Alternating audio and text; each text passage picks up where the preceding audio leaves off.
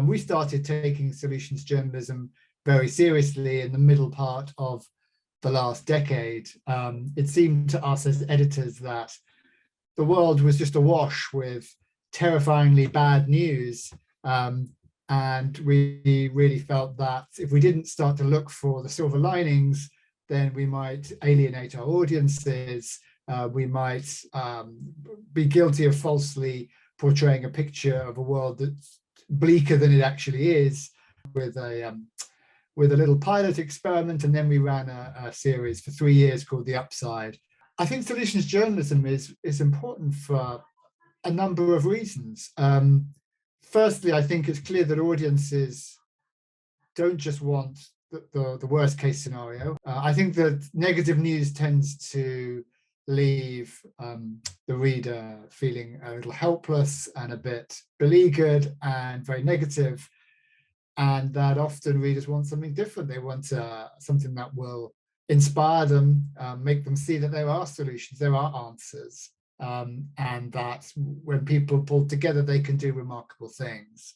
I think it's important for media outlets because I think simply to fill your website or your newspaper with, as I say, the worst case scenarios, the most alarming things that there are out there will, I think, make people trust you a little bit less. They'll think, oh, there's that news organization is always crying wolf. It's always telling us that things are terrible. I think you need to mix it up and be a bit more honest. I also think it's important politically. I mean, I'm maybe in a minority in my view on this, but I think it's no coincidence that the negativity of news coincided with the rise of populism, the success of politicians like Donald Trump, and the EU referendum in the UK to leave the European Union. If you keep telling people that things like the EU are absolutely terrible and you never look for solutions journalism, then people will end up voting against it.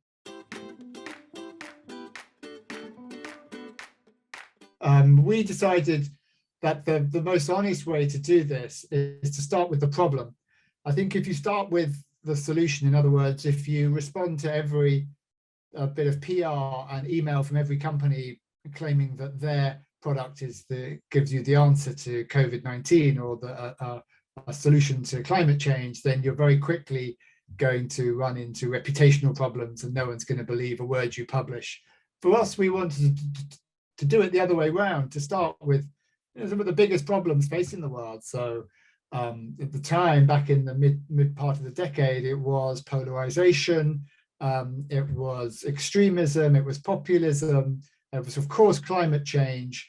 To start with the problem and then say, well, hang on a minute, who is it? Who are the groups and the scientists and the academics or the kind of grassroots organizations that are coming up with some kind of response or solution to some aspect of these real global mega problems? So, one subject I've really interested in is offshore secrecy. So, we got writers to look at, who has the answers to the problem of, trillions of dollars disappearing offshore every year. We looked at digital democracy and sort of direct democracy. We looked at a lot of different environmental solutions. Don't overclaim. Don't overclaim. Sometimes you might go out on a solution story and find things are really muddy and nuanced. Most things are pretty complex in the world. So I don't think that you should necessarily hide away from that nuance. If the data shows that the thing is partly successful but is failing in two aspects, tell us about the ways it's failing as well. That might be a service. Somebody else might step in and think and say, I have a way of fixing that bit of the problem that's not working. So don't overclaim. Ensure that you have some evidence of success before you start writing. Don't just quote and talk to the people who are on board. Talk to people who might not like this idea. I think it's harder, and I think that's one of the reasons why traditionally you haven't seen very much solutions journalism, and even now it still tends to get crowded out. It's very easy to tell a bad news story, a classic journalism story. I could write you one in 20 minutes, 700 words, jeopardy, drama, something went wrong. But to build the case that something's going right, you need to do more reporting. You need to talk to more people. You need to collect the evidence and test it very hard before you stand up there and say, I think this is the answer to a problem. So it takes a lot longer. It's the same process, really.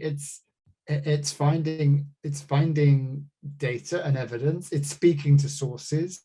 It's traveling and seeing with your own eyes, witnessing. So it's a lot of the same basic skills, but it's perhaps just a slightly different reflex that you put in your head before you start. It's sort of, where did it all go right, rather than where did it all go wrong?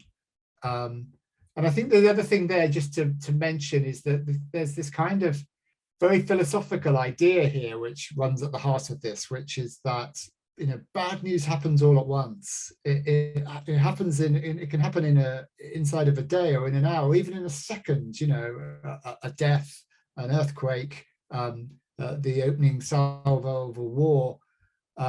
Whereas good news, it takes decades to build. You think about the best news story we've had in the environmental movements in the past 50 years has been the rise of renewable energy, in my opinion, which in 1990 was still a curiosity for oddball home improvement types, and now is multi-billion-dollar industry which provides a very significant proportion of our energy needs. Now, at what point in that 30-year story do you say this is a news story?